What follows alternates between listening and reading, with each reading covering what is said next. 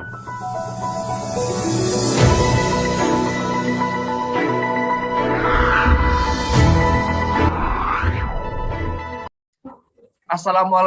warahmatullahi wabarakatuh. Selamat siang.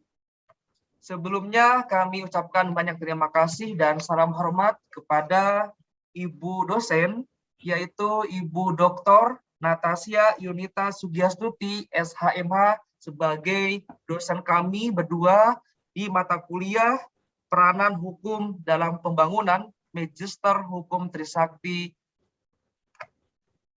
Adapun untuk materi pada hari ini yaitu mengenai investasi ilegal.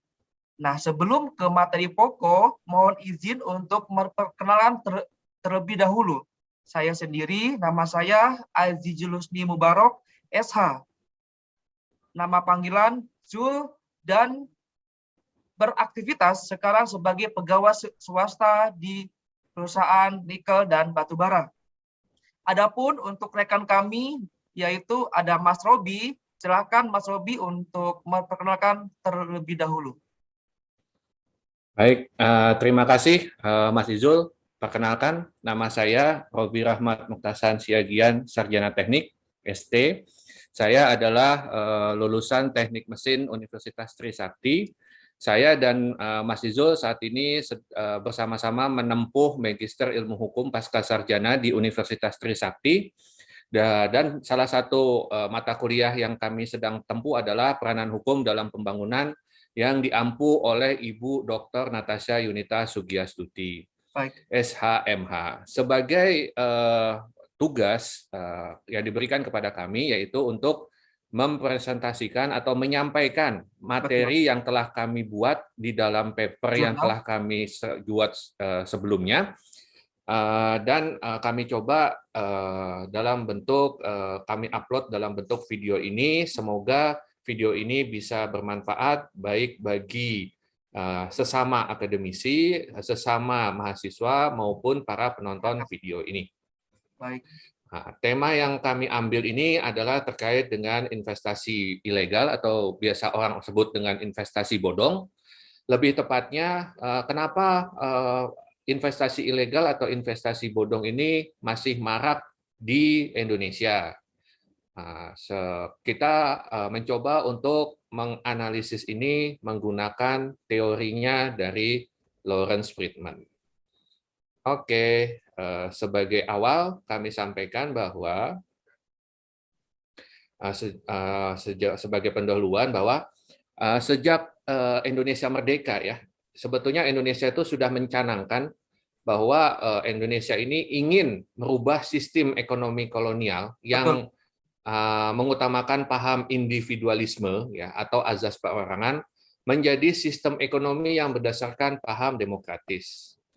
Nah, supaya pembangunan ekonomi ini dapat dipercepat menuju arah stabilitas dan pertumbuhan ekonomi yang baik, nah tentunya yang diperlukan adalah permodalan.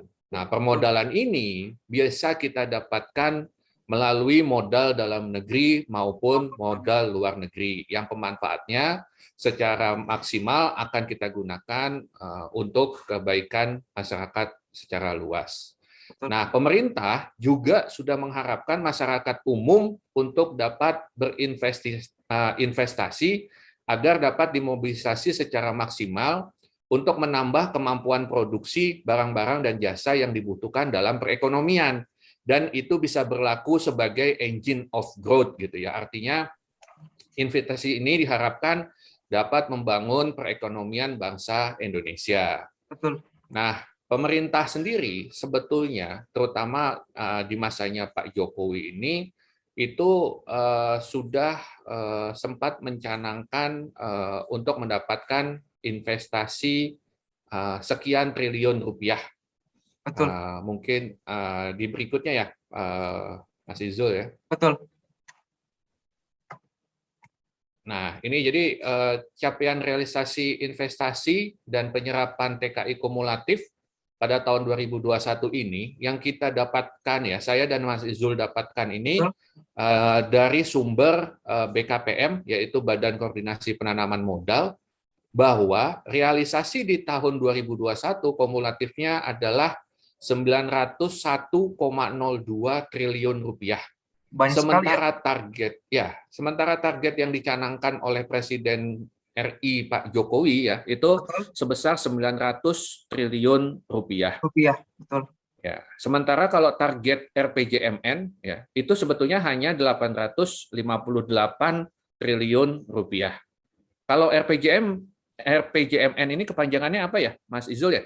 Oke, itu adalah rencana pembangunan jangka menengah nasional. Jadi ini rencana-rencana yang dibuat oleh pemerintah saat ini di bawah Presiden Joko Widodo itu mempunyai rencana jangka menengah. Salah satunya yaitu investasi pada data yang ada di slide kami ini.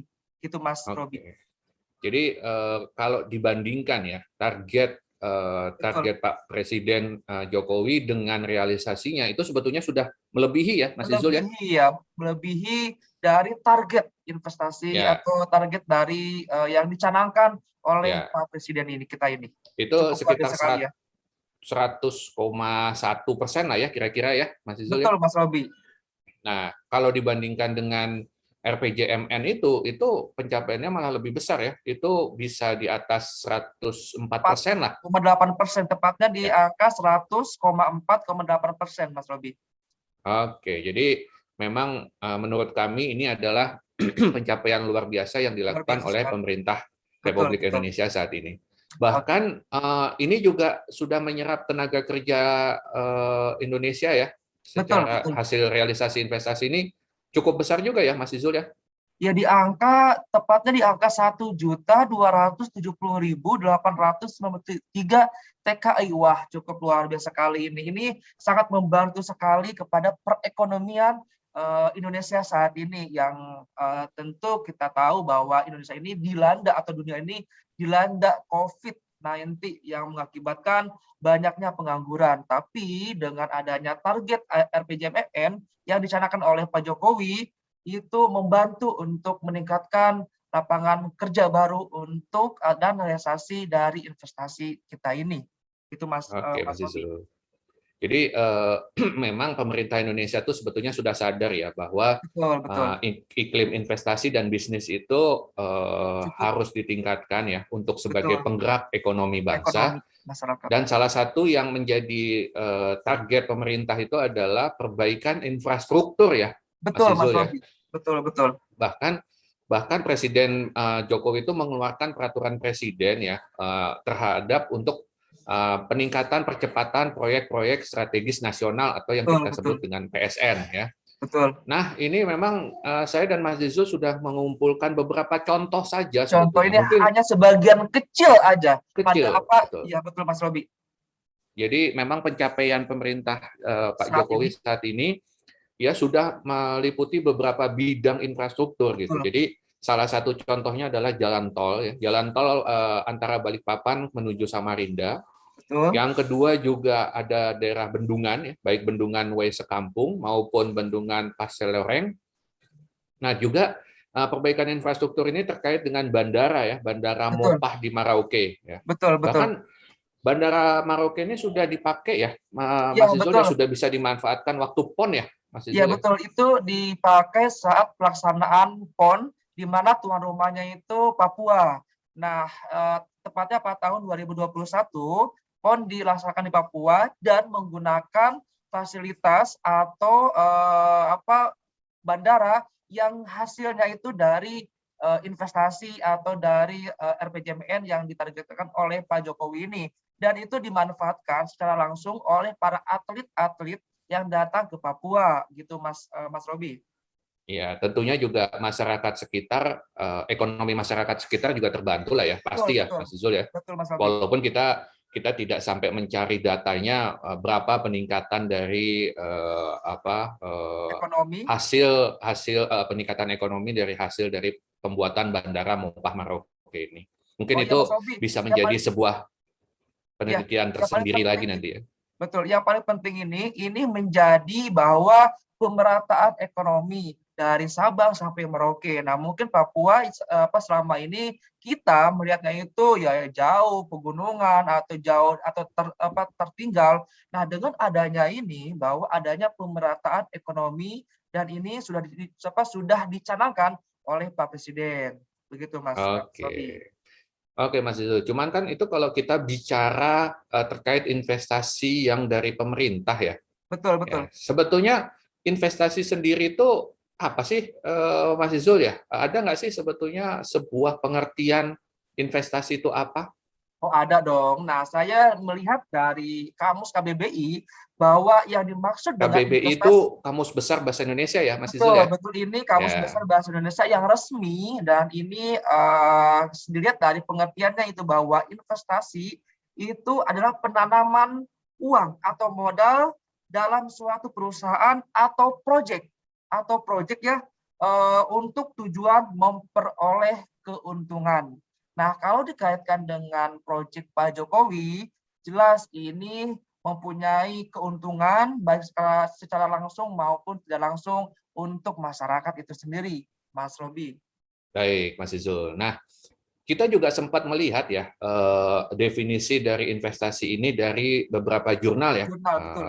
Mas Izul. Jadi salah satu jurnal itu yang dibuat oleh Desri Ningsih dan Selvi ya. Selfie, betul, Dia betul. mengutip karya dan Samsudin yang mengatakan bahwa investasi itu merupakan suatu bentuk pengorbanan kekayaan di masa sekarang ya untuk mendapatkan keuntungan di masa depan dengan tingkat risiko tertentu. Artinya tetap ada risiko di dalam investasi tersebut Betul, gitu ya. betul.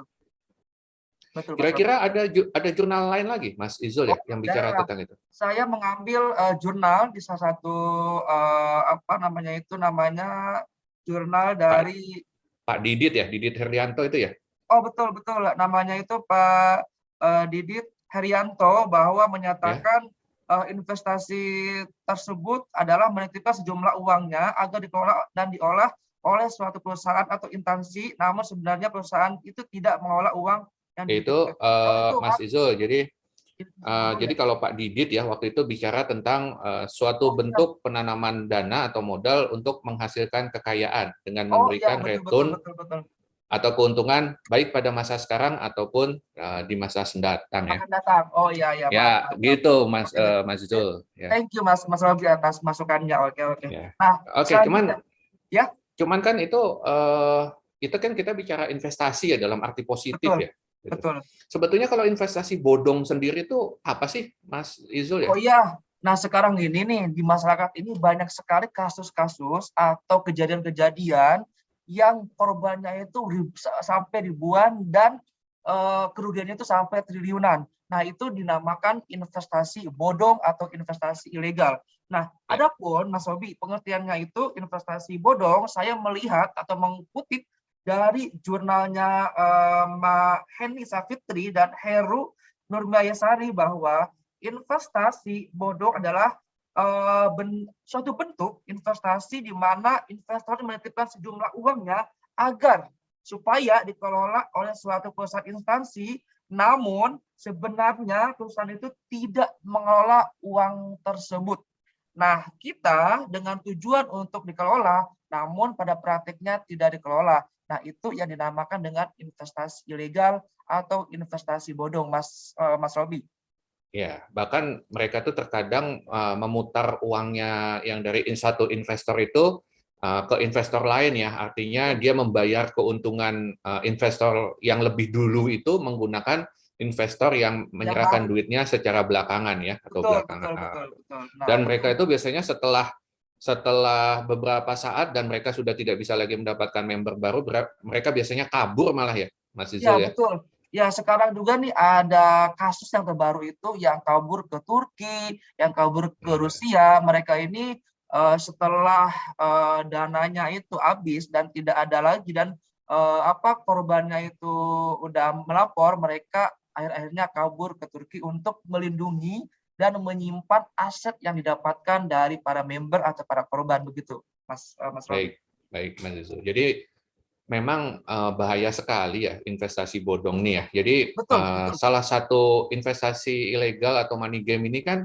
yang kita kenal tuh biasanya dengan nama skema Ponzi ya, atau Nah, betul, skema betul. piramida ya. Iya, betul, Mas Robi. Kira-kira apa ya skema Ponzi atau skema piramida ini ya, Mas Izul ya? Bisa dijelasin Oke, ya? nah ini mungkin masyarakat masih banyak yang belum tahu itu apa skema Ponzi, itu apa money game, itu apa skema piramida. Nah, mungkin melihat dari histori atau melihat dari ke belakang bahwa skema Ponzi ini sudah ada Mas Robi dari tahun 1920. Nah, itu digegas oleh salah satu tokoh yang bernama Charles Ponzi yang berkewarganegaraan di Italia. Namun dasarnya atau pada awalnya Charles Ponzi ini mempunyai usaha, yaitu usahanya itu di bidang perangko, dan setelah bisnisnya melambung tinggi, Charles Ponzi ini langsung berekspansi ke negara Amerika dan Kanada. Nah, sejak itulah mulai muncul dari kasus-kasus atau dari skema Ponzi atau piramida, begitu Mas Robi.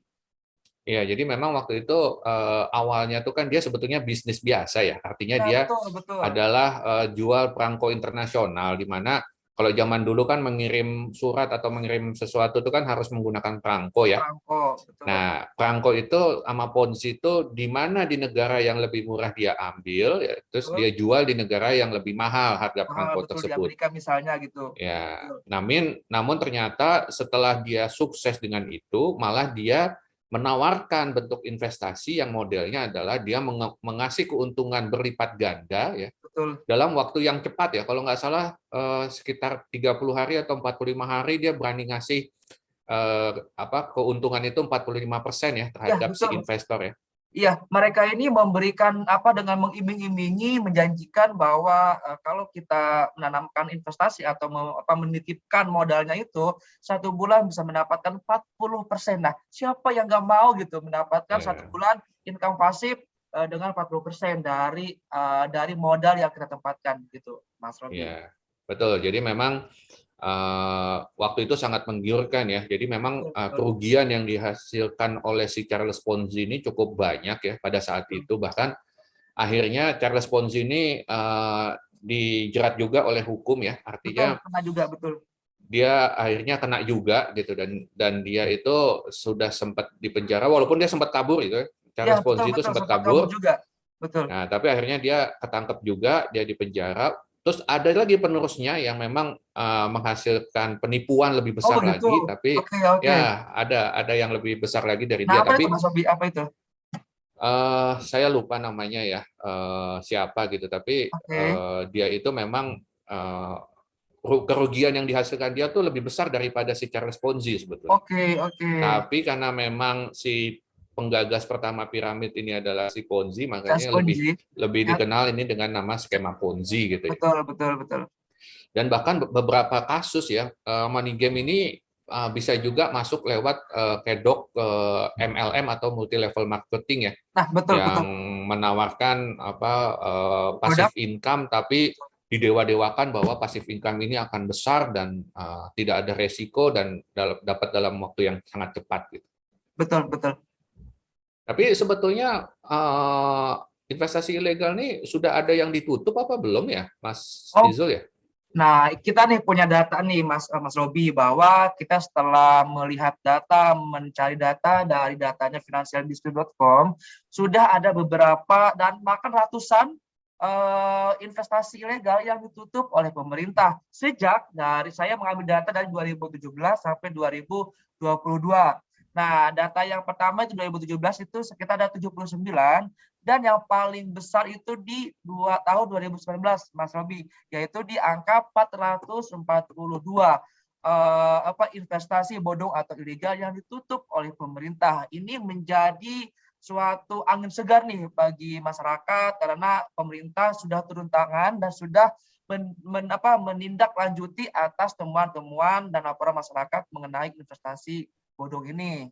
Ya. Dan angka itu juga masih akan bergerak ya, Mas Betul, Izul betul. ya, karena ini kan tahun 2022 dia sudah tutup 21 kan, tapi masih periode Januari ya ke Maret kita ini, Maret pertengahan lah, April, betul. artinya Udah masih 21. triwulan awal gitu ya. Artinya Ya, masih ada kemungkinan angka ini akan bergerak terus. Ya, harapan kita sih bukan berarti kalau banyak ditutup makin bagus sebetulnya, malah kalau bisa tidak ada investasi bodong sama sekali yang bisa merugikan Betul, amin. masyarakat gitu ya. Betul Mas Robi. Tujuan Untuk kita apa? sebetulnya kalau bisa zero zero investasi bodong lah gitu Ya, kan betul. artinya. Kita dukung banget, betul, betul. Ya. Nah, itu kerugiannya udah berapa ya, Mas Isul ya? Oh iya, data yang kami dapat bahwa kerugian yang dialami oleh masyarakat yang menjadi korban itu kurang lebih 117,5 triliun. Luar biasa sekali. Ini Waduh. menjadi apa namanya itu mungkin salah satu kerugian terbesar nih dari penipuan ilegal investasi bodong ini. Nah, makanya pemerintah saat ini langsung terjun membuat tim untuk menindas atau menindaklanjuti investasi ilegal ini supaya masyarakat bisa aman dalam berinvestasi. Ya, jadi 117,5 triliun tuh kalau kita beliin cendol tuh lapangan bola Wow, juga ketutup ya, Mas lebih Isul ya? lebih ya pokoknya itu Lebih ya? wah luar biasa sekali Mas Robi itu untuk dengan jumlah segitu mungkin bisa menghidupi atau kita membeli cimol cireng satu satu stadion JIS kayaknya Mas Robi. Sama gerobak-gerobak ya kita bisa beli ya. Betul, sampai tukang-tukangnya, gerobaknya kita borong semua se-DKI Jakarta, kayaknya lebih gitu Mas Robi, dengan uang 117,5 triliun itu. Oke. Sebetulnya investasi ilegal tuh ada ciri-cirinya nggak sih ya, Mas Izul ya, supaya kita bisa mencirikan bahwa investasi ini ilegal atau tidak ilegal gitu ya. Oh ada dong, bahwa SWI OJK ini sudah merilis kita nih masyarakat baik awam maupun pendidikan yang atau yang mempunyai pendidikan tinggi, sekarang kita harus lebih aware terhadap investasi-investasi yang ditawarkan ke kita. Makanya SWI atau OJK merilis ada beberapa ciri-ciri yang investasi ilegal yang harus dipahami oleh masyarakat. Nah, yang pertama, Mas Robi, itu ada menjanjikan nih imbal hasil tinggi dalam waktu singkat dengan resiko yang sangat minim. Misalnya, misalkan nih ada pihak A menawarkan ke pihak B untuk berinvestasi dan memberikan jaminan akan memberi keuntungan 40% dalam 1 bulan. Misalkan kita berinvestasi 100 juta, otomatis per bulan kita mendapatkan 40 juta. Itu kita hanya rebahan saja dapat keuntungan 40 juta. Siapa yang nggak mau? Nah, secara logika itu tidak masuk akal dan itu termasuk ke dalam ciri-ciri investasi ilegal atau bodong. Nah, yang kedua, Baik. ada lagi nih Mas Robi, legalitasnya tidak tercantum di OJK. Makanya sekarang OJK ini merilis ada web khusus bekerjasama dengan Bapepti Kemendag, ada web untuk mengecek suatu yang menawarkan itu legal atau tidak. Makanya kita nih sebelum berinvestasi bisa mengecek langsung terlebih dahulu ke web OJK atau Bapepti bahwa dia ini legal atau tidak, atau terdaftar atau tidak gitu Mas Robi. Dan Baik. oke, yang ketiga ada lagi memanfaatkan tokoh masyarakat atau orang terkenal. Nah, jelas sekarang di selebgram, di Twitter, artis banyak sekali yang mempromosikan atau yang menawarkan, otomatis kita sebagai follower akan mengikuti jejak dari si tokoh atau masyarakat atau selebgram tersebut. Nah, makanya ini menjadi PR sendiri bagi para selebgram atau artis untuk ikut serta menindaklanjuti atau menindas para investasi bodong atau ilegal ini. Ya, salah satunya yang itu ya, yang murah banget gitu ya. Nah itu Mas Robi. Jadi memang itu tokoh masyarakat itu ini ya kita harus hati-hati juga gitu dengan omongan mereka ya. Betul, betul, Kemudian ciri-ciri berikutnya adalah kadang-kadang mereka meminta bergabung itu dengan cara yang memaksa ya atau mendesak betul, gitu ya. betul, mendesak, betul, betul.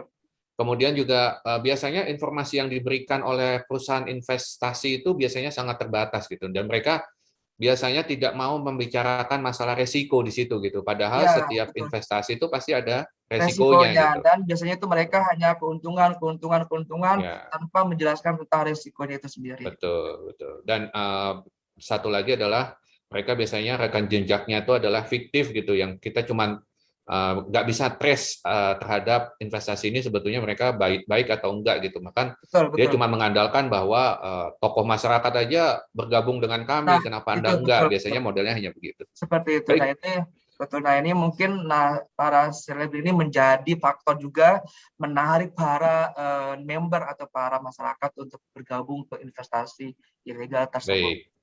Jadi terus kemudian berikutnya ya Mas Izul ya, kita coba untuk menganalisis gitu. Kenapa sih sebetulnya penyebab masih maraknya investasi ilegal money game ini di Indonesia gitu. Kita kan pada paper kita coba kita analisis dengan teorinya Friedman ya, Betul, Lawrence betul. Friedman ya Mas Izul Betul, ya. Mas Robi. Nah, teorinya Lawrence Friedman ini kan berbicara tentang 3 hal ya. Satu Betul. substansi, satu struktur, satu legal Legal culture culture. atau Iya, budaya hukum.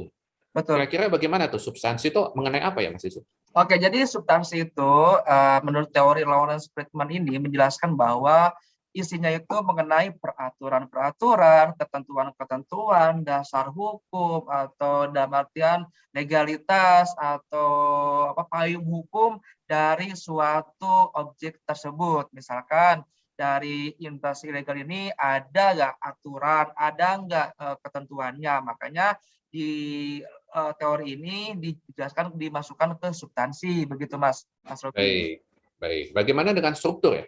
Oh iya, Struktur jadi apa ya kira-kira? struktur ini itu dalam teori Lawrence Friedman ini menyatakan bahwa sebagai sistem atau seperti para hakim, juridiski, pengadilan orang-orang yang terlibat, pengawas, kalau diaplikasikan dengan teori Friedman ini untuk kasus investasi ilegal, nah di dalamnya itu ada pengawas, ada yang mengatur itu dalam artian investasi ilegal itu dia itu Baik, legal atau tidak begitu. baik. Dan bagaimana dengan budaya hukum ya?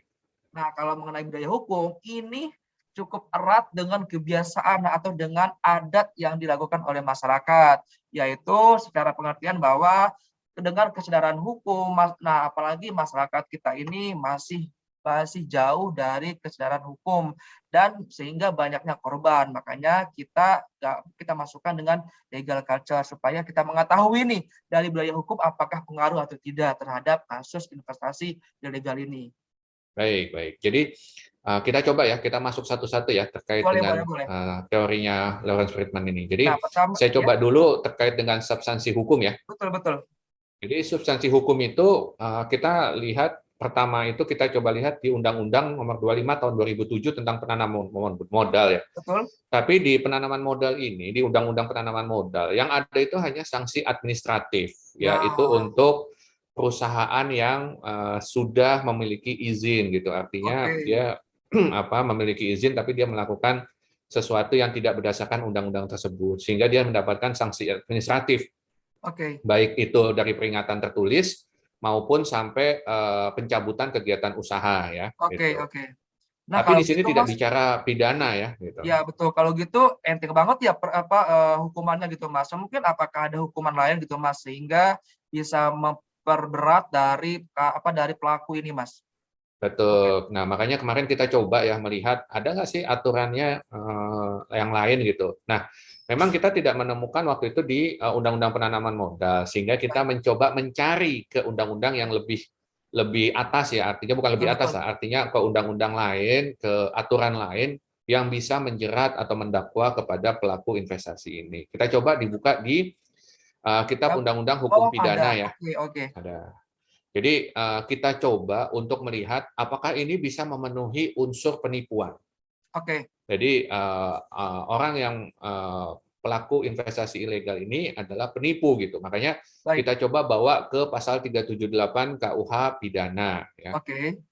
Nah, kita di paper kita sudah menguraikan unsur-unsur yang ada di dalam pasal 378 KUH pidana dan kita memang berkesimpulan bahwa pasal 378 ini bisa kita terapkan kepada para perusahaan investasi ilegal atau bodong tersebut. Baik, baik. Namun disayangkan hukuman penjara yang bisa didakwakan itu maksimal hanya 4 tahun, Mas Oh, Izul gitu. sedikit banget ya kalau gitu, kalau 4 tahun gitu, Mas, dengan kerugian yang dialami masyarakat, tapi hanya 4 tahun itu mungkin apakah ada lagi, Mas, untuk hukumannya Ya gitu supaya makanya diperberat? makanya beberapa penegak hukum waktu itu mencoba Oh, untuk gitu. mencari aturan yang lain ya. Di Betul. berikutnya itu mereka itu mencoba dengan Undang-Undang Nomor 7 Tahun 2014 tentang perdagangan, di mana di salah satu pasalnya yaitu pasal 105 Oh gitu. itu Oke, oke. dinyatakan bahwa pelaku usaha distribusi yang menerapkan sistem skema piramida. Nah, tadi Oke, kita ingat ya, betul skema betul. piramida itu adalah salah satu investasi bodong yang Skema. dibuat oleh Charles Ponzi ya. Betul. Nah, itu dapat didakwakan pidana penjara paling lama 10 tahun. Paling Nah, lama ya. itu Oke. ya paling lama tetap, artinya sudah lebih baik lah dibandingin 4 4 tahun gitu tahun kan. tadi kan menurut KUH pidana. Ya, artinya masih lebih lebih baik dibandingin yang tadi gitu. Nah, Baik, baik. tapi tetap saja kita tuh masih mencoba mencari ada nggak sih aturan yang bisa mendakwa seseorang pelaku investasi legal ini dengan pidana penjara yang lebih lama gitu. Nah, Oh gitu. Oke. beberapa penegak hukum itu sudah mencoba dengan menjuntokan Oh, pasalnya dengan pasal terkait dengan tindak pidana pencegahan dan pemberantasan tindak pidana pencucian uang atau TPPU ya. Nah, oke. pada pasal pasal 3 Undang-Undang tahun nomor 8 tahun 8 dan 10. 2010 ya, itu memang pidana penjaranya lebih lama, dakwaannya bisa sampai 20 tahun. Dan di Oke. situ disebutkan bahwa setiap orang yang menempatkan, mentransfer, mengalihkan, menghibahkan, menitipkan, mengubah bentuk, membawa ke luar negeri atas perbuatan hasil tindak pidana Betul. sebagaimana dimaksudkan pada pasal 2 di ayat sebelumnya ya, di pasal sebelumnya, itu bisa didakwa dengan pidana penjara paling lambat 20 20 tahun. tahun. Oke, Dan oke. kita Dendanya. sudah lihat di pasal 2-nya ya, pasal 2-nya itu salah duanya, bukan salah satu ya, salah dua gitu ya. Nah, dua di antaranya itu adalah tindak pidana yang diperoleh dari hasil penipuan dan perbankan. Oke, oke.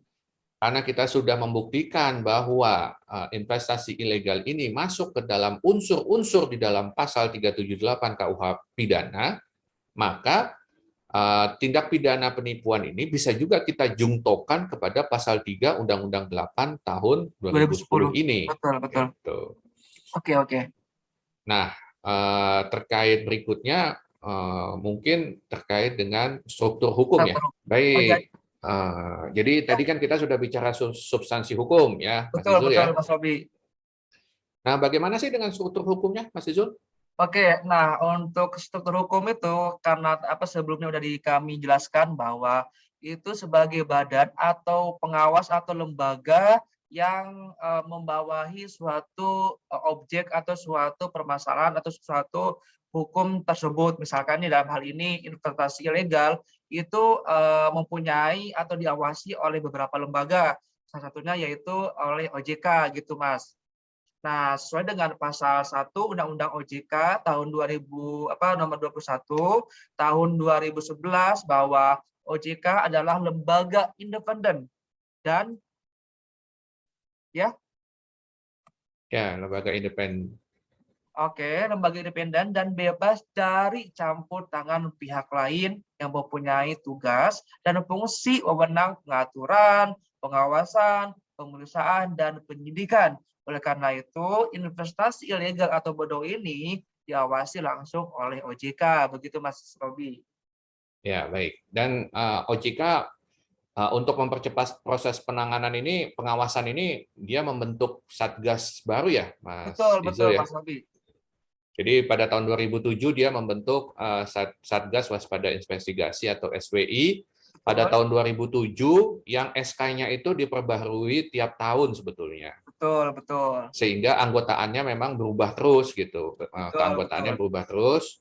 Tapi SWI terakhir itu beranggotakan 12 kementerian atau 12. lembaga ya, yang diketuai oleh OJK dan dia juga berlaku sebagai sekretariat ya. Betul, Termasuk di betul. situ kepolisian, kejaksaan, Kementerian Perdagangan, Kementerian Agam, Koperasi, betul, Komunikasi dan segala macam termasuk BKPM sendiri, Kementerian Investasi atau betul, BKPM, betul. yang sekarang sudah dikenal dengan nama Kementerian Investasi ya, Investasi. Mas Izul Betul ya. Mas Robi. Betul, betul. Baik. Nah, sebetulnya kan kasus investasi bodong tuh tadi di grafik tadi kan cukup banyak ya. Betul, Nah, betul yang sebetulnya ada nggak sih yang menjadi perhatian masyarakat luas gitu? Oke, sangat banyak sekali Mas Robi. Dari tahun 2016 sampai 2022 saat ini masih banyak investasi atau platform yang membuat atau yang adanya investasi ilegal. Kalau dikenal tahun 2016 itu ada namanya Pandawa Group. Itu memakan korban itu sekitar 549 Mas Robi. Dan ada juga Nah, 2017 yang lagi booming dulu, yaitu ini bisnis skema Ponzi dengan mengatasnamakan travel umroh, yaitu menjerat sekitar 58.600 orang. Dan ada juga 2018 ada Abu Tur, 2020 ada Kampung Kurma, 2021 ada Parenhead, 2022 sekarang ada Binomo, DNA Pro, dan lain sebagainya. Nah, itu kita mengambil dari sumbernya kemenku.co.id dan artikel dari berinvestasi, begitu Mas Robi. ya, artinya cukup banyak ya korban Banyak daripada sekali. investasi ilegal ini. Dan Kampung Kurma ini kan setahu saya kalau nggak salah dia menganut kayak wakaf gitu loh, wakaf Wakaf, mengatasnamakan wakaf untuk gitu, betul. mengatasnamakan wakaf untuk pembuatan Kampung Kurma gitu. Kampung Kurma, Ternyata betul. investasi bodong juga gitu. Nah, ujung-ujungnya investasi olahraga tapi dibalut dengan syariah. Dibandingkan dengan syariah, ya Syariah begitu. betul. Jadi Makanya kalau korbannya kalau itu kita sangat lihat, banyak. Betul, betul. ya, jadi kalau kita lihat memang dengan dibalut dengan syariah itu ternyata Agama, orang langsung tutup mata gitu. Dia tidak betul, lagi betul. ngecek ilegal atau tidak Legalitasnya, ilegal gitu. ya Betul. betul, betul. Karena kita lihat 2017 ada tour and travel-nya First Travel kan gitu ya. First travel, betul. 2018 itu Abu Tours juga tours Abu and Tur. travel-nya Ya, untuk betul. umroh dan haji. Dan Nah, korbannya Kampung cukup banyak Kurma juga. betul juga sama gitu. Dan jumlah yang dijadikan korban itu puluhan ribu, ini nggak Puluhan main-main gitu. ribu, betul, betul, betul.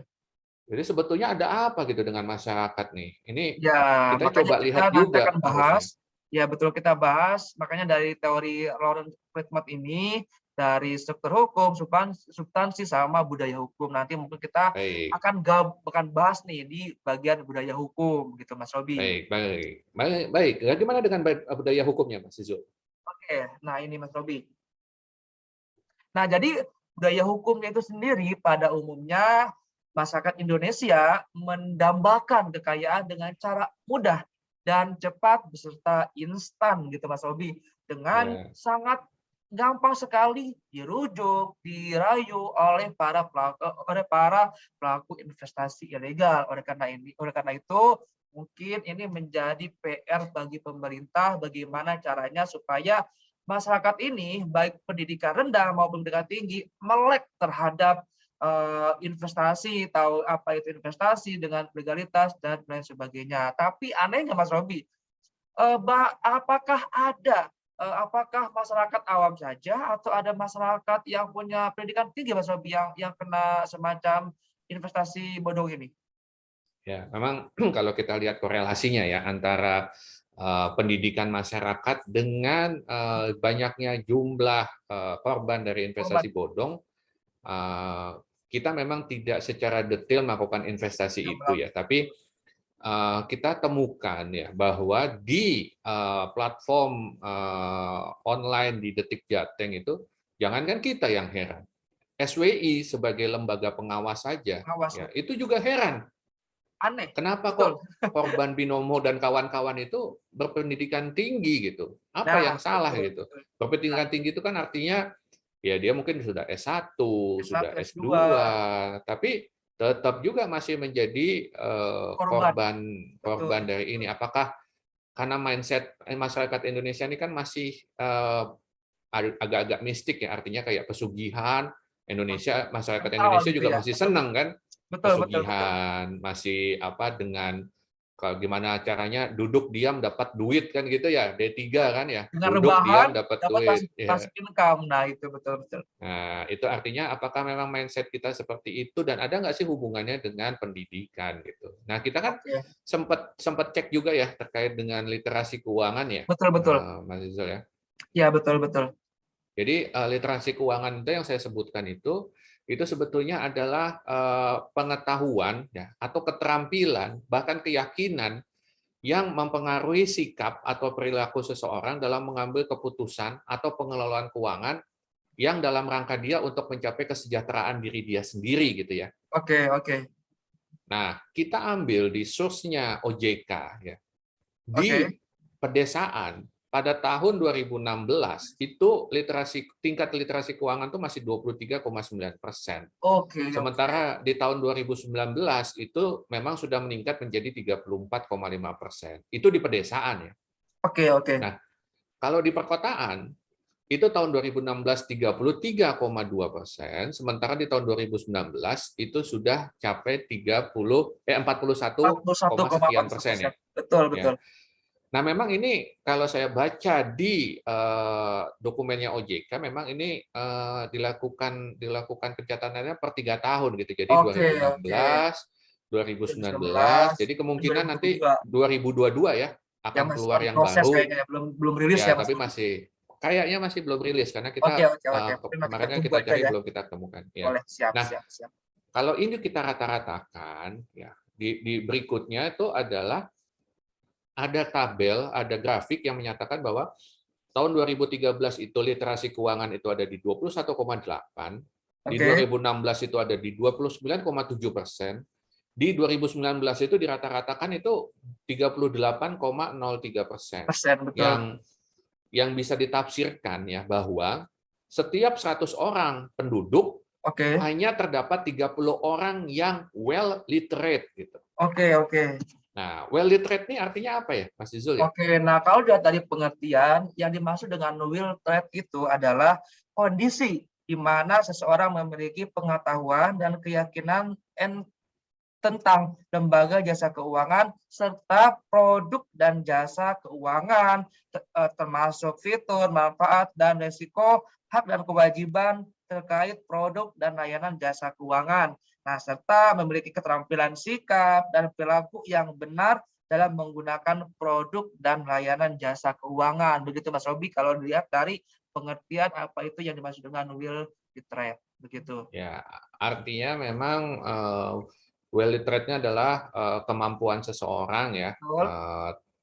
terkait dengan pemahaman dia Terhadap mengenai fitur, manfaat, dan manfaat resiko. Karena yang penting resiko. adalah Betul, resiko, Mas. betul, betul. Semua investasi pasti ada Pasti, resikonya. Tapi betul, bagaimana setuju. kita meminimalisir Resiko risiko tersebut. tersebut supaya tidak berdampak sangat besar kepada kita selaku investor gitu ya. Investor, betul, betul, betul. Nah, ya memang kalau kita lihat juga, kita kan temukan juga ya, indeks literasi keuangan berdasarkan tingkat pendidikan. Nah, itu yang berpendidikan perguruan tinggi itu memang cukup tinggi gitu. Di tahun 2019 sudah 77%. Tapi Betul. alangkah menyedihkannya pada saat tingkat pendidikan itu yang tidak tamat SD gitu. Nah, itu hanya 5,8%. 87%, betul. Ya, nah itu kan peta demografi penduduk Indonesia ini kan kemungkinan yang paling banyak itu sebetulnya adalah orang-orang yang tidak bersekolah atau tidak tamat SD dibandingkan Betul. dengan orang-orang yang perguruan tinggi gitu. Jadi sebetulnya kalau tingkat pendidikannya ini mungkin akan berbalik gitu grafiknya dibandingin ini, Betul. gitu kan. Sementara tingkat literasi keuangannya lebih tinggi yang perguruan tinggi gitu. Jadi kita melihat bahwa ini harus ada gitu upaya dari pemerintah untuk memberikan edukasi ya. Jangan hanya kepada orang yang berpendidikan tinggi yang tingkatnya sudah S1, S2 gitu. Harusnya Betul, betul. bisa juga diberikan untuk yang penduduk desa yang mereka juga soalnya kena tipu juga gitu, bukan hanya yang S1, S2 yang kena tipu gitu kan. Betul, betul, betul, Mas Robi. Ya, jadi kita ngelihat budaya hukum, apalagi budaya hukum di desa itu lebih kental lagi. Kita kemarin heboh dengan cerita ada babi ngepet diketemukan terus digebukin, terus Digebukin, betul. dikandangin, terus malah Masih dijadiin tontonan. kental banget ya dengan budaya Ya, seperti itu. masih kental banget dengan budaya-budaya seperti itu. Jadi kan malah justru mereka harus lebih diutamakan untuk mendapatkan literasi mengenai keuangan tersebut gitu. Betul, betul, betul. Oke, jadi hasil kesimpulan kita apa ya, Mas Izul ya, Oke, terkait jadi dengan dari pembahasan kita dari pertama sampai yang terakhir mengenai latar belakang, mengenai investasi pemerintah, mengenai target investasi oleh Presiden Jokowi, mengenai dari skema Ponzi, piramida, mengenai teori Lon Friedman yang ada 3, struktur, ada substansi, struktur sama budaya hukum, maka kami menyimpulkan ada 3 poin gitu, Mas Robi. Yang pertama baik, yaitu telah ada aturan, sebetulnya telah ada aturan sanksi yang bisa didakwakan, baik sanksi administrasi maupun sanksi pidana bagi perusahaan dan pelaku investasi ilegal atau bodong. Namun belum ada aturan secara khusus atau secara penegasan mengenai tindak pidana dari money game atau investasi ilegal ini. Oleh karena itu, mungkin kami dari berdua ini mendorong kepada pemerintah atau kepada pejabat berwenang untuk segera membuat regulasi dan membuat peraturan secara tegas khusus mengenai tindak pidana peraturan money game atau investasi ilegal, begitu Mas Robi. Nah, yang ya. kedua, Jadi boleh. undang-undang anti money game lah ya, Nah, kira-kira kurang lebih seperti betul. itu ya. Nah, betul Mas Robi, betul, betul. Nah, itu mungkin menjadi PR pemerintah dan PR kita sendiri dari masyarakat untuk mendorong pemerintah untuk segera membuat peraturan secara tegas khusus untuk money game. Gitu. Oke. Yang kedua, Mas Robi boleh dilanjutkan? Baik, jadi kalau kesimpulan kita yang kedua adalah peran pengawasan dan pencegahan yang dilakukan OJK ya melalui SWI ya, itu Betul. sebetulnya sudah cukup bagus ya, karena mereka itu kan menerima pengaduan atau pertanyaan terkait Laporan. terkait dengan investasi ilegal itu sudah banyak, dan sudah banyak platform ilegal yang ditutup oleh OJK dan SWI. Ya, itu Betul. artinya dampak positifnya sudah kelihatan, Ya, tapi sepertinya usaha SWI ini harus dibuat lebih masif lagi gitu. betul, setuju Mas Robi. Karena investasi ilegal ini masih tetap aja tiap tahun itu tumbuh seperti jamur gitu loh di musim hujan gitu. Ya, Tiap tahun masih ada juga. Jadi artinya SWI ini dan OJK ini harus lebih kenceng untuk melakukan pengawasan dan penutupan terhadap investasi ilegal ya. Memang kita sadari bahwa OJK ini mungkin orangnya terbatas, mungkin orangnya terbatas itu ya. Kita betul, betul. harapkan SWI ini sudah ada di tingkatan, jangan di tingkatan Pusat, kota, ibu kota provinsi gitu. betul. Jadi kalau bisa sudah masuk sampai levelnya kecamatan gitu, Betul, sudah sampai betul. masuknya ke level, bahkan kalau bisa ke kelurahan dan RT RW gitu Penyuluhan-penyuluhan ya, sudah. betul-betul dia. Betul, penyuluhan-penyuluhan. Oke, Jadi sudah sampai ke tahap itu. Jadi jangan sampai hanya di kota besar gitu. Karena betul, betul, betul. penipuan investasi ilegal ini Online di tidak perkotaan hanya aja. di perkotaan saja gitu. Di Betul, betul. pedesaan pun ternyata banyak juga Masih yang banyak kena. ya.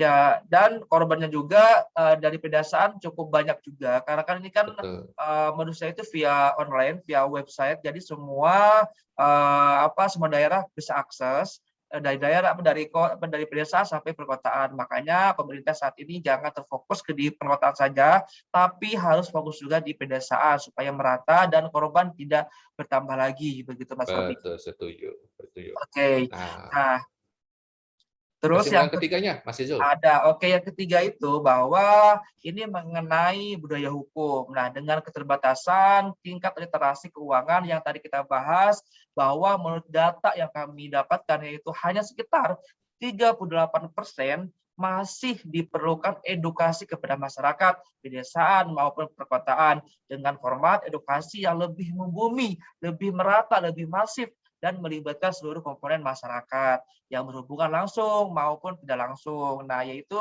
dengan cara tadi, dengan adanya semacam ada pengawasan dari SWI, ada tingkat kelurahan, tingkat kecamatan, kabupaten, kota, provinsi maupun pusat. Mereka saling berintegrasi satu sama lain supaya nanti di tingkat kecamatan atau tingkat lurah itu atau pedesaan adanya sosialisasi atau pemahaman atau literasi mengenai investasi, mengenai investasi bodong atau money game begitu. Nah, ini menjadi PR untuk pemerintah dan untuk kita masyarakat yang mempunyai tugas untuk mencerdaskan, untuk membantu masyarakat, untuk kesejahteraan.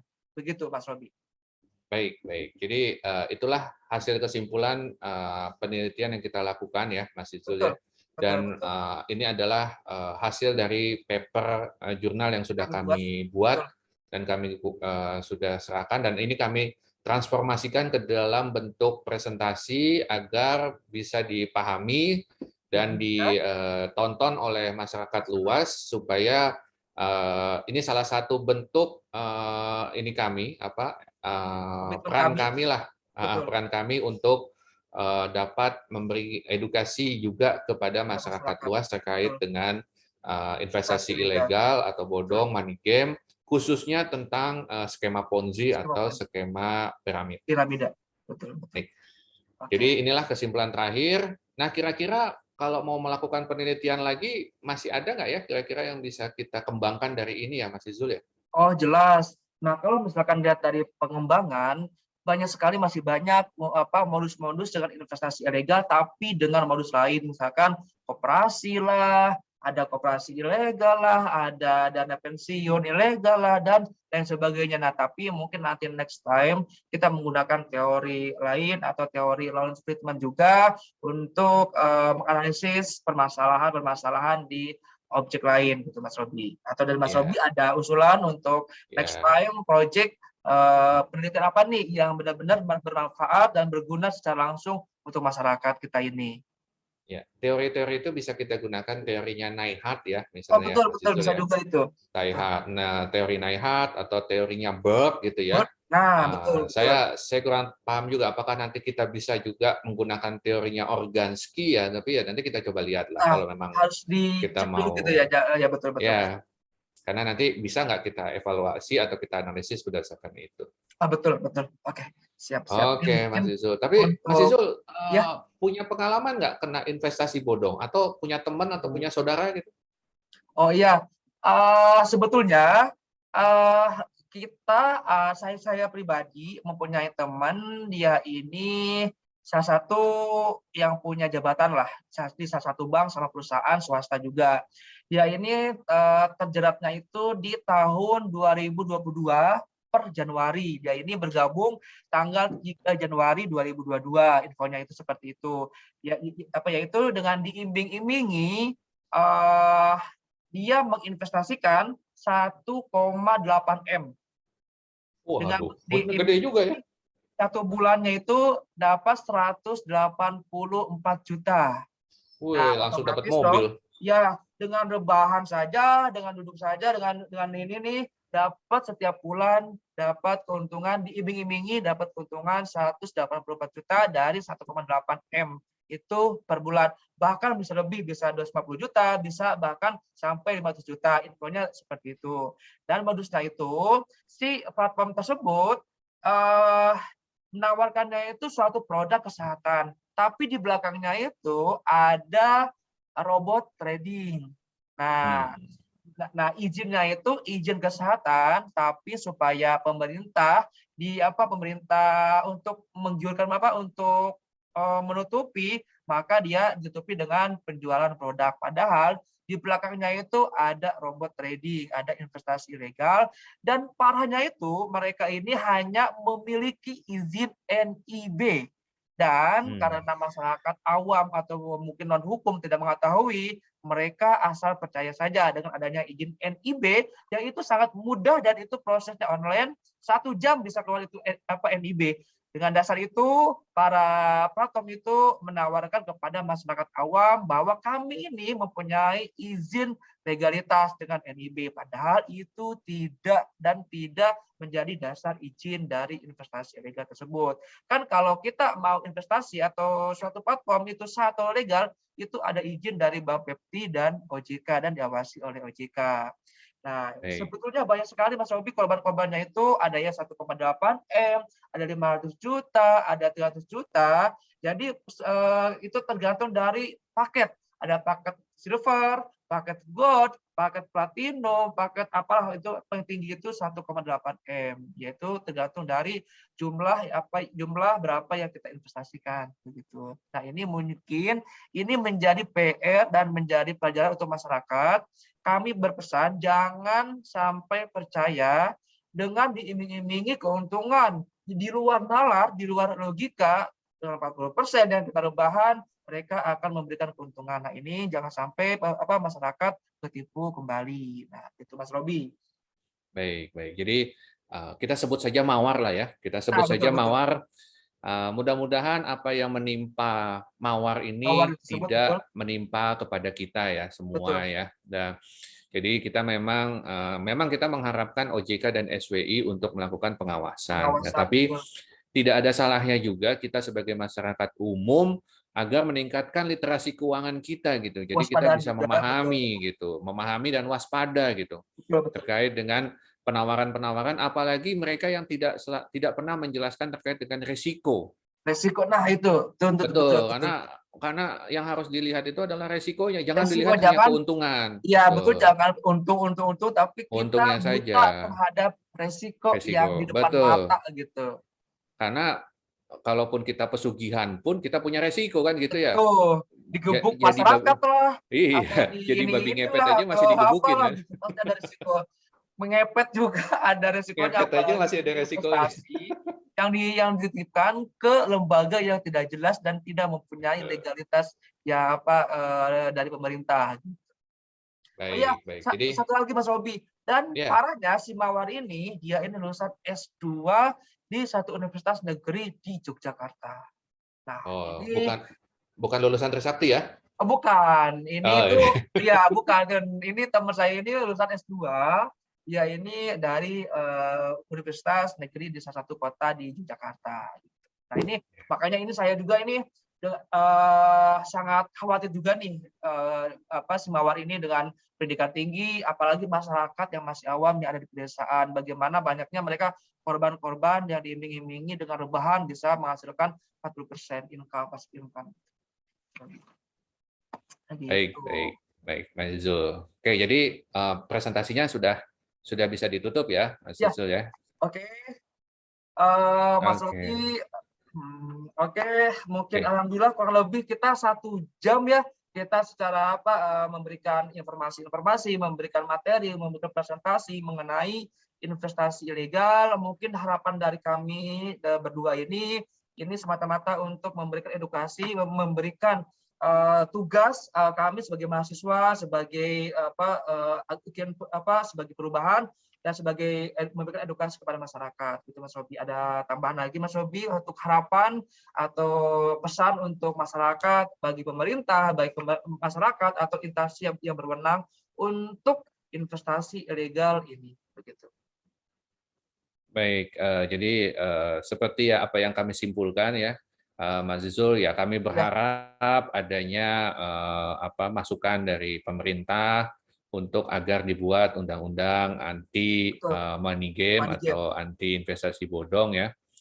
Yang kedua juga kita mengharapkan SWI makin masif ya, Betul, makin setuju. makin segebrakan mungkin gitu untuk nutup investasi ilegal agar tidak banyak korban yang makin menjadi-jadi. Tentunya juga masalah literasi keuangan, kita berharap literasi keuangan masyarakat Indonesia ini makin tinggi gitu. Amin, Syukur-syukur amin, kalau amin. bisa di atas Mudah-mudahan. 75% gitu. Betul, betul, setuju, setuju. Jadi kita tidak lagi tertipu oleh dengan investasi ilegal. Nah, Betul. sekian dari kami Mohon maaf. mahasiswa Fakultas Hukum Universitas Trisakti untuk Ya. bangsa Indonesia. Terima Oke. kasih. Assalamualaikum warahmatullahi wabarakatuh. Waalaikumsalam warahmatullahi wabarakatuh. Terima kasih semuanya, semoga bermanfaat.